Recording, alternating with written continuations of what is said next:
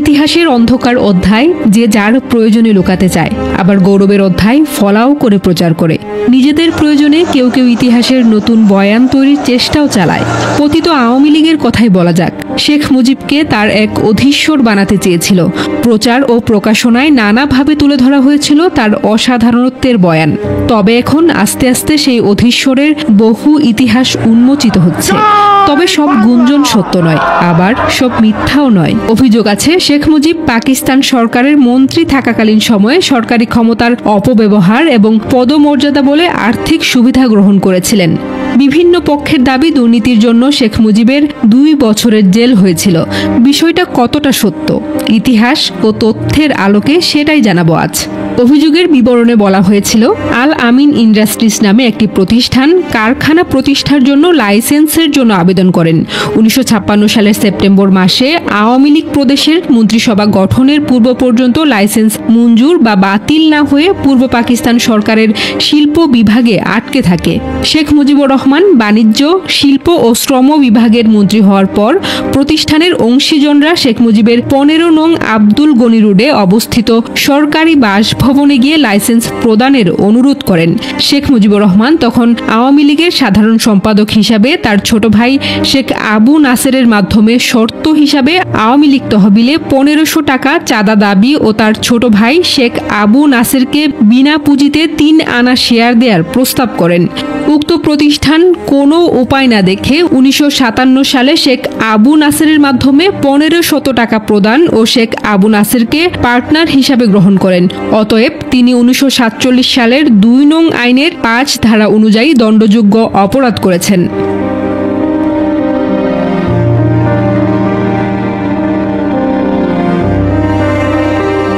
বিষয়টির উল্লেখ রয়েছে তৎকালীন বিভিন্ন পত্রপত্রিকায়।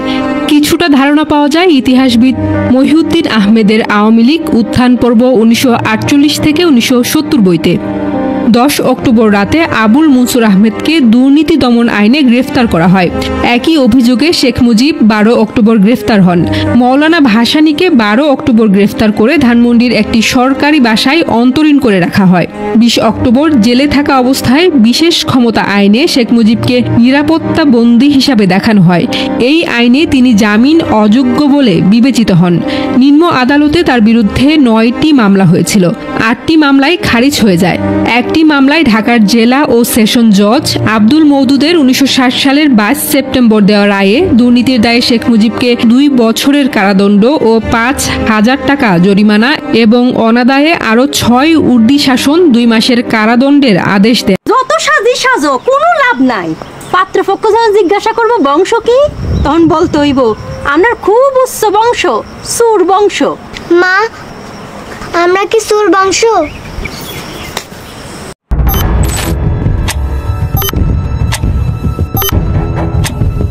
বাংলাদেশের ব্যাংক খাত আজ ধ্বংসের দ্বার প্রান্তে।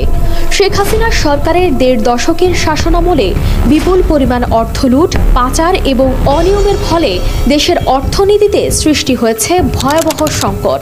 2008 থেকে 2023 সালের মধ্যে 24টি বড় অনিয়মের কারণে ব্যাংক থেকে লুট হয়েছে প্রায় 92,261 কোটি টাকা। এসবের মধ্যে সরকারের বিভিন্ন উন্নয়ন প্রকল্পের নামে নেয়া ঋণের বেশিরভাগই লুট হয়েছে। বিশ্ব ব্যাংকের ঢাকা কার্যালয়ের সাবেক প্রধান অর্থনীতিবিদ ডক্টর জাহিদ হোসেন মনে করেন, আওয়ামী লীগ গত 1.5 দশকে কিছু রাস্তাঘাট, ব্রিজ, মেট্রো রেলের মতো অবকাঠামো তৈরি করেছে, কিন্তু এর বিপরীতে ধ্বংস করে দিয়েছে বাংলাদেশের প্রত্যেকটি প্রতিষ্ঠান। দেশের বিচার বিভাগ, প্রশাসন, পুলিশ, বাংলাদেশ ব্যাংক, দুর্নীতি দমন কমিশন, দুদক, নির্বাচন কমিশন সহ বেঁচে নেই কোনো প্রতিষ্ঠানই। সর্বোপরি এসবের ভয়াবহ প্রভাব পড়েছে দেশের অর্থনীতিতে, যা স্পষ্ট হয়ে উঠছে প্রতিটি নাগরিকের জীবনযাত্রায়ও। 2009 সালে সরকারের ঋণের পরিমাণ ছিল মাত্র 2,76,000 কোটি টাকা। তবে আজ সেই ঋণ বেড়ে দাঁড়িয়েছে 18,35,000 কোটি টাকায়। এর মধ্যে 1.5 দশকে দেশ থেকে পাচার হয়েছে প্রায় $150 বিলিয়ন, যা বাংলাদেশি মুদ্রায় 17,60,000 কোটি টাকা।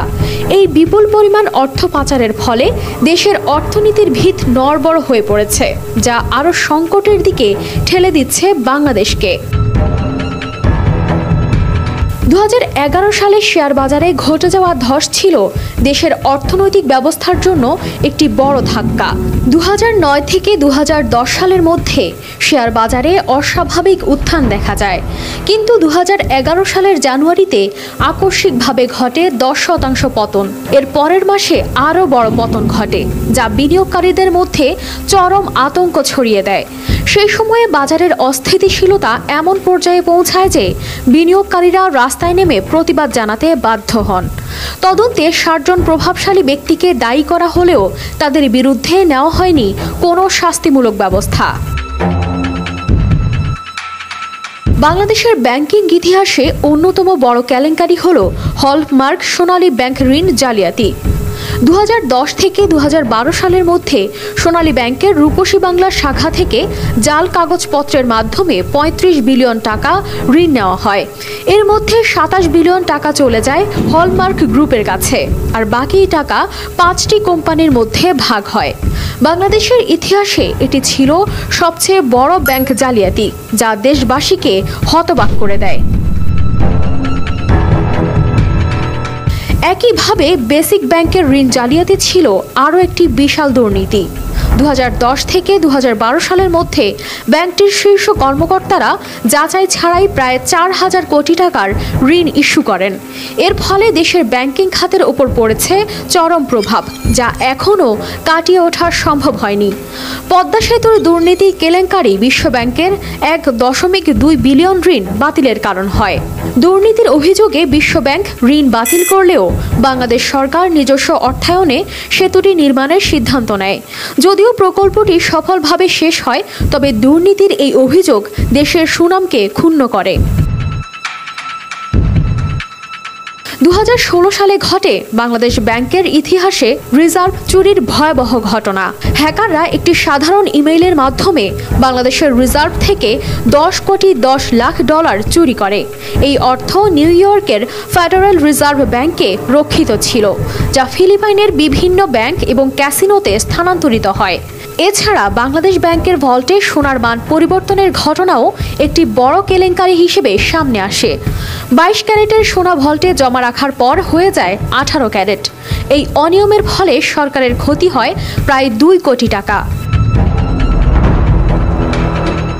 শেখ হাসিনা সরকারের 1.5 দশকের শাসনামলে এসব অনিয়ম ও দুর্নীতির ফলে দেশের অর্থনীতিতে নেমে আসে ভয়াবহ বিপর্যয়। Centre for policy dialogue CPD বলছে, লুট হওয়া এই অর্থ দেশের জিডিপির প্রায় 2% এবং 2023-24 বাজেটের 12%-এরও বেশি। অর্থনীতিবিদরা সতর্ক করছেন, এই ধরনের অনিয়ম বন্ধ করা না গেলে দেশের অর্থনৈতিক পরিস্থিতি আরও খারাপের দিকে যেতে পারে।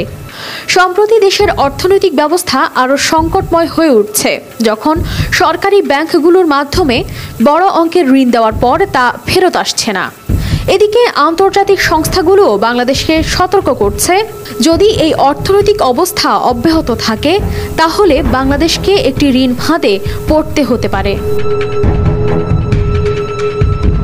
তবে সবশেষ 18,35,000 কোটি টাকার সরকারি ঋণ রেখেই ছাত্র জনতার গণ অভ্যুত্থানের মুখে প্রধানমন্ত্রী শেখ হাসিনা এবং তার পরিবার দেশ ছেড়ে পালিয়ে যান। নতুন অন্তর্বর্তী সরকার এই দুর্নীতির তদন্তে গুরুত্ব দিচ্ছে এবং দেশের অর্থনৈতিক অবস্থা পুনর্গঠনের চেষ্টা করছে। তবে এই বিপর্যয়ের মুখে দাঁড়িয়ে দেশের অর্থনৈতিক পুনর্গঠন কতটা সম্ভব, সেটাই এখন সময়ের প্রশ্ন। 1,500-2,000-এর উপর মানুষকে হত্যা করা হলো নির্মমভাবে, আমরা স্বচক্ষে দেখলাম। 600 মানুষ এখনো অন্ধ, কিন্তু প্রায় 20,000-এর উপরে আহত অবস্থায় এখনো হাসপাতালে কাতরাচ্ছে। You can't erase them. এই যে গণহত্যা যে হলো, এখন পর্যন্ত শুনেছেন আওয়ামী লীগের একজন ব্যক্তি বলেছে যে আমরা দুঃখিত? এবং গণহত্যার বাইরে আপনি 1.5 লক্ষ কোটি টাকা পাচার করেছেন দুর্নীতি করে, এগুলোর জন্য আপনার ক্ষমা চাইতে হবে না? এই যে গুম করা হয়েছে, আমরা দেখছি এখন 9 বছর 12 বছর গুম করে রাখা হয়েছে, হত্যা, গুম, 3টা প্রহসনের নির্বাচন করা হলো, আপনি গণতন্ত্রকে ধ্বংস করলেন, আপনার ক্ষমা চাইতে হবে না জনগণের কাছে? আমি তো নিজে আওয়ামী লীগের পরিবারের সন্তান, আমার তো রিয়েলাইজেশন হচ্ছে যে this was a big big disaster এই দলের জন্য। এই দলকে তো ধ্বংস করে দেওয়া হয়েছে। এই যে গণ অভ্যুত্থানটা যখন হলো, এটা কি শুধু বিরোধী দল নেমেছে? এখানে তো আমার পরিচিত আওয়ামী লীগ ফ্যামিলির লোকজনও নেমে গিয়েছে, অভিভাবকরা নেমে গিয়েছে, ছাত্রছাত্রীরা। I also stood with them. Car participation ছিল না? ওই ছোট্ট একটি অংশ যারা সুবিধা ভোগ করেছে, বেনিফিশিয়ারিজ। আজকে যারা সব পলাতক, যারা এখন টাকার পাহাড়ের উপরে বসে এখন অরাজকতা সৃষ্টি করার চেষ্টা করছে, তাদের মুখে কোনো অনুশোচনা নাই, আত্ম উপলব্ধি নাই, ক্ষমা প্রার্থনা নাই। সো কত প্রাণ হলো বলিদান, আছে অশ্রু জলে কত বিপ্লবী বন্ধুর রক্তের বন্দিশালা ওই শিকল ভাঙা, কত বিপ্লবী বন্ধুর রক্তের বন্দিশালা ওই শিকল ভাঙা। তারা কি ফিরিবে তারা কি ফিরিবে আর সুপ্রভাতে, যত তরুণ অরুণ গেছে আস্থা চলে মন্দির মন্দির সোপান তলে, কত প্রাণ হলো বলিদান, লেখা আছে অশ্রু জলে। যারা স্বর্গগত তারা এখনো জানে স্বর্গের চেয়ে প্রিয় জন্মভূমি, এসো স্বদেশ ব্রতের মহাদীক্ষালোকে, সেই মৃত্যুঞ্জয়ীদের চরণ চুমি, যারা জীর্ণ জাতির বুকে জাগালো আশা, মুখে জাগালো ভাষা, যারা জীর্ণ জাতির বুকে জাগালো আশা, জাগালো ভাষা, সেই রক্ত কমলে গাথা, সেই রক্ত কমলে গাথা মাল্যখানি, বিজয় লক্ষ্যে দেব তাদের গলে মন্দির মন্দির সোপান তলে। এত কিছুর পরও যারা বলে যে আওয়ামী লীগ থাকতে ভালো ছিল, তারা আসলে অন্ধ মানুষ, নয়তো তারা টেন্ডারবাজ, চাঁদাবাজ। যে কারণে আওয়ামী লীগের আমলে টেন্ডারবাজ, চাঁদাবাজি করে খাইতে পারছে, এখন খাইতে পারে না, এই কারণে এখন ভালো না। তাহলে যে কোনো সুস্থ মানুষ আওয়ামী লীগ করবো না। এই দুর্নীতি লুটপাট করে বাংলাদেশে শেষ করে দিছে একমাত্র আওয়ামী লীগে। আজকে দেশটা ধ্বংসের পথে এই আওয়ামী লীগের কারণে।